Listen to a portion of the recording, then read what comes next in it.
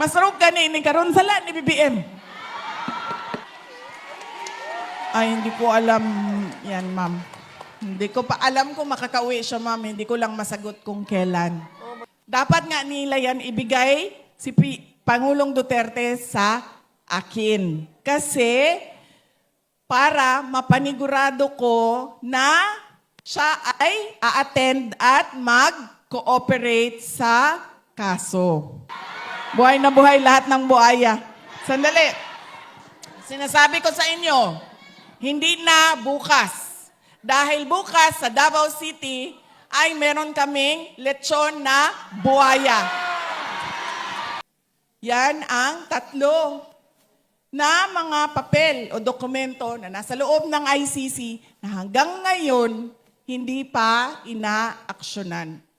Na sinasabi natin, ibigay nyo yung interim release. Bakit? Wala kayong confirmation of charges, wala kayong trial date.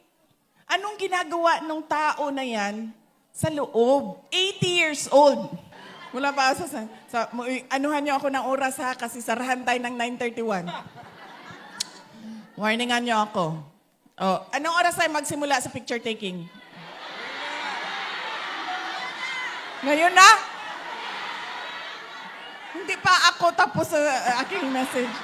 Ayaw niyo pag-usapan si BBM? Gusto! Ayaw na? Suman ni sila. Uy, picture lang may gani ninyo diri.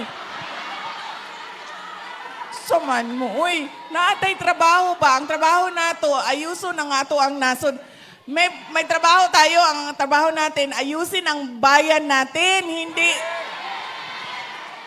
Bakit kayo pa-picture na kaagad?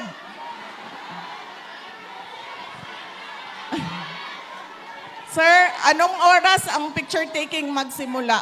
Mahadlok yung ko. As in, kay nga no, nakitaan yun ako, gisaradaan yun ko gahapon lagi. Sanaw. Anong oras ako magsimula sa picture taking ko? Ano oras magsimula ang picture taking? Ha? Ay, ngayon na? Ay, tinuod di ay. Sa oras naman di ay. Oh. What, 9:30? Hanggang 9:30 tayo? 8:15 lang. Mamalhin ta dito sa gawas. Nga naman di ay.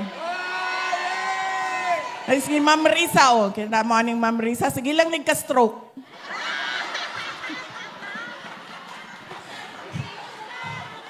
Masarog gani ni karon sala ni BBM.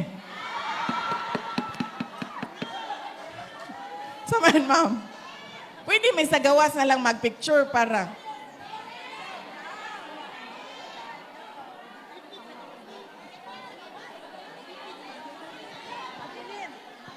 Madilim sa labas. Dili pwede sa gawas. Angit-ngit. Anaan lang na itong flashlight. Flashlight. Pero pwede.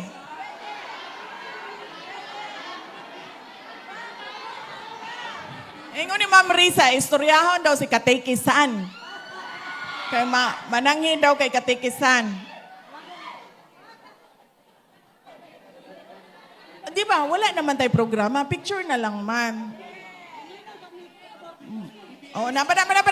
Di na nato ni sayangon sa paglalis kung unsang oras ta mag... Napasa. About BBM. Dili na mo ganahan kay PRD? Oh, sige. Paspason lang nako, ha? Update sa iyahang kaso. Na yung mga gi-file ang abogado. Ang abogado nag-file na og jurisdiction, no? Nagaingon ang abogado, wala may jurisdiction. Kay nagsugod ang inyohang investigasyon, duha ng katuig ang nila... Ay, sorry. Tagalog di ay.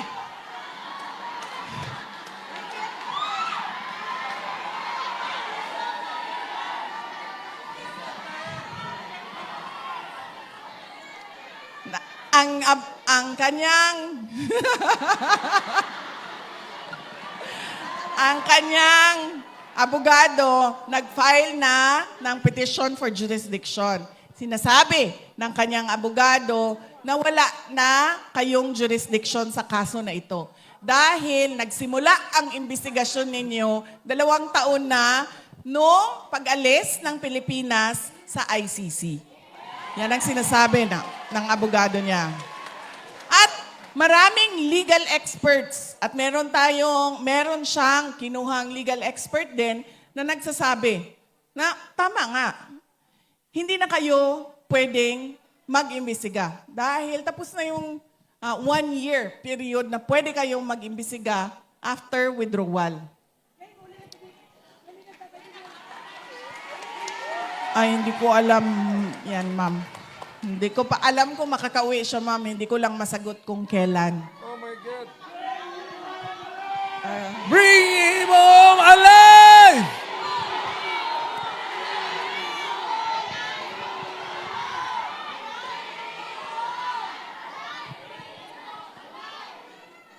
Pangalawa na final ng abogado ay yung interim release. Ang kailangan kasi sa interim release ay yung third country o yung bansa na tatanggap kay Pangulong Duterte. Japan!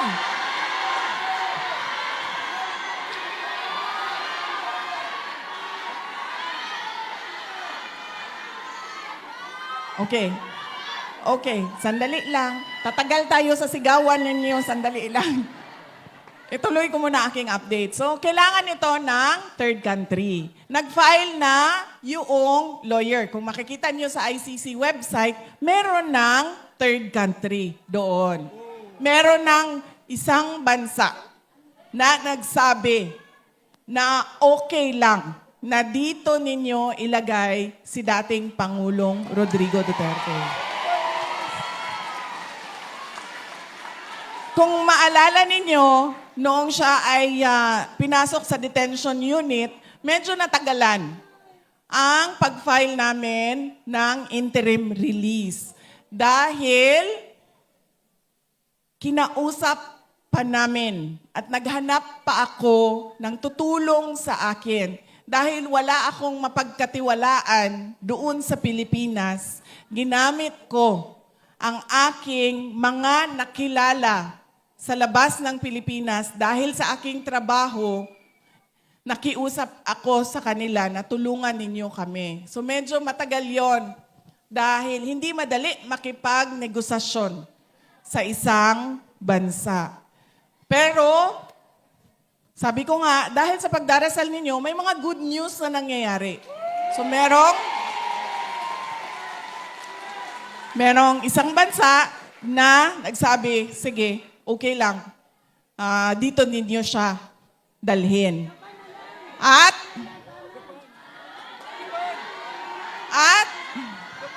masasabi ko, hindi Japan. Yun lang. Hindi ko masabi sa inyo kung saan, pero pwede kong sabihin, hindi siya sa Japan. Tapos, ayun. So yan ay pending. Nandoon na lahat ng papeles, dokumento, lahat. Pinasok na namin sa ICC. Ano ba ang sinasabi ng prosecutor? Sabi ng prosecutor, yes sir. Sabi. Oo, yes sir, pero kailangan kasi tanggapin siya noong bansa. Hindi pwedeng, basta na lang siya papasok doon sa bansa na yon. Ano ba ang sinasabi ng prosecutor? Kung nakikita nyo, kumontra sila sa interim release. Sabi nila, hindi pwede yan kasi ang dami niyang kaibigan sa buong mundo. Ang laki ng network ng supporters niya. Yan ang sinasabi ng prosecutor. Kaya hindi daw pwede. Pangalawa, yung pamilya niya, hindi nila tinatanggap yung pagkuha ng ICC o pag-detain ng ICC kay dating Pangulong Rodrigo Duterte. Lagi nilang sinasabi ay kinidnap siya. Yun naman ang katotohanan. Nakita niyo yon sa opening statement ng abogado ni dating Pangulong Rodrigo Duterte, si E.S. Medialdea. Sa first hearing pa lang, sinabi na namin, kidnapping ang tawag sa batas, extraordinary rendition. Inuulit ko lang kung ano yung nasabi na. Kaya hindi pwede sabihin ng prosecutor na dahil kay Inday Sara ay hindi namin papalabasin ang kanyang ama. In fact, dapat nga nila yan ibigay si Pangulong Duterte sa akin. Kasi para mapanigurado ko na siya ay a-attend at mag-cooperate sa kaso. Dahil mahirap siyang engage kung siya ay nandoon sa loob. Bakit hindi pwede ibigay ang interim release? Tatlo yan. Unang-una, pwede siyang lumayas. Alam na natin na hindi siya lalayas. Kasi lagi niyan sinasabi, gusto ko umuwi ng Davao. Gusto ko mamatay sa Pilipinas. So ibig sabihin, alam natin kung saan siya hahanapin. Hindi yan pupunta ng Africa, ng Antarctica, ng West Philippine Sea. Pupunta yan ng Davao. Magpapalibing yan sa Davao. Pangalawa, sinasabi nila, ay posibleng mag-threaten ng witnesses. Buhay na buhay si Trillanes, buhay na buhay si De Lima, buhay na buhay lahat ng... Oy, ma'am! Buhay na buhay lahat ng buhaya. Sandali. Sinasabi ko sa inyo, hindi na bukas. Dahil bukas sa Davao City ay meron kaming lechon na buhaya. Promise.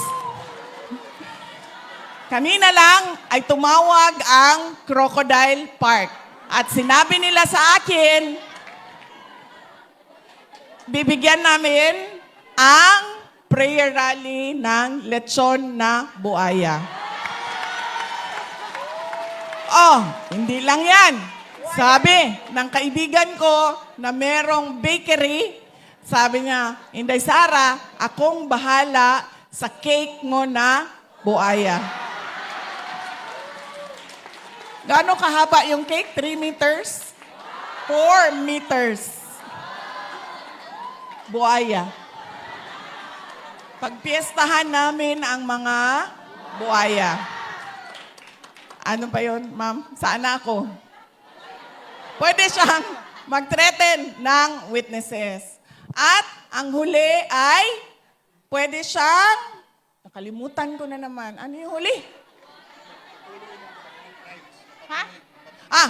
Ipatuloy ang paggawa ng krimen kuno.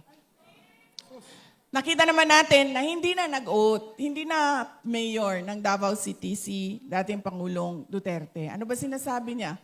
Sabi niya, hindi ko magawa ang trabaho ko kung nandito ako. Hindi makatarungan para sa mga tiga-syudad ng Davao kung ang mayor nila ay nasa loob ng detention unit at may kaso na hinaharap sa ICC.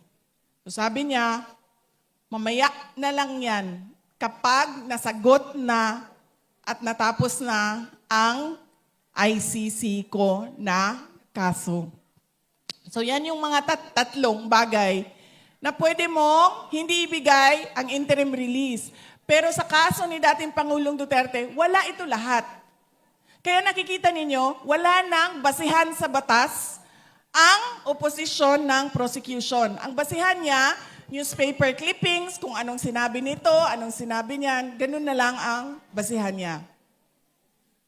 Yan ang interim release. Ang huli ay nagsasabi ang abogado. Tingnan muna natin kung pwede pa bang mag-trial ang tao na ito. Meron kaming mga expert, ilabas natin ang expert, interviewin ninyo ang mga expert kung pwede pa bang mag-trial ang tao na ito.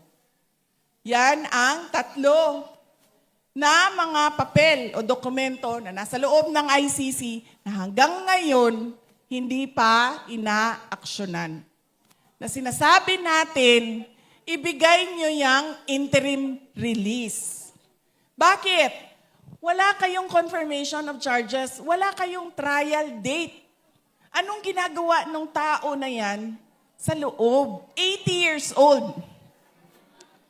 Alam nyo ba, bago lang nagka-problema yung kapatid ko si Veronica. Kasi si Veronica yung nag-aalaga sa kanya. Ako yung nagpapagalit sa kanya. Pag mga chismis, ganyan, mga kung ano-anong pangpagalit, ako yun. Mga pangangailangan niya, gupit ng buhok, yung kanyang pagpapatina, paggupit ng kuko niya, yan kay Veronica lahat. Kain niya, damit niya, kapatid ko ang nagpapanigurado na maayos yan lahat. So ito lang, ang tagal niya naasikaso ang paggupit ng kuko. Kasi magpapaschedule si Veronica, darating ang maggupit ng kuko, pagdating doon ayaw niya magpaggupit ng kuko. Tapos malalaman ni Veronica dahil magrereklamo siya. Meron kasi siyang manicurista na simula 1990s hanggang ngayon, yun pa rin ang kanyang manicurista. So wala siyang tiwala sa iba. Sinasabi niya kay Veronica, baka masugatan ako. Pag masugatan ako, sabi niya, hindi niya daw gusto yung masakit dito sa gilid ba? Ang groan. Pati doon sa paa. So nagpa-schedule ulit. Pagdating nung nail technician, ayaw na naman niya magpa-gupit. So, hindi ko na alam kung anong estado ng kuko ni dating Pangulong Rodrigo Duterte dahil napagod na ako sa pagbabasa doon sa group chat dahil pina-follow up ni Veronica ng pina-follow up ang kuko ni dating Pangulong Rodrigo Duterte.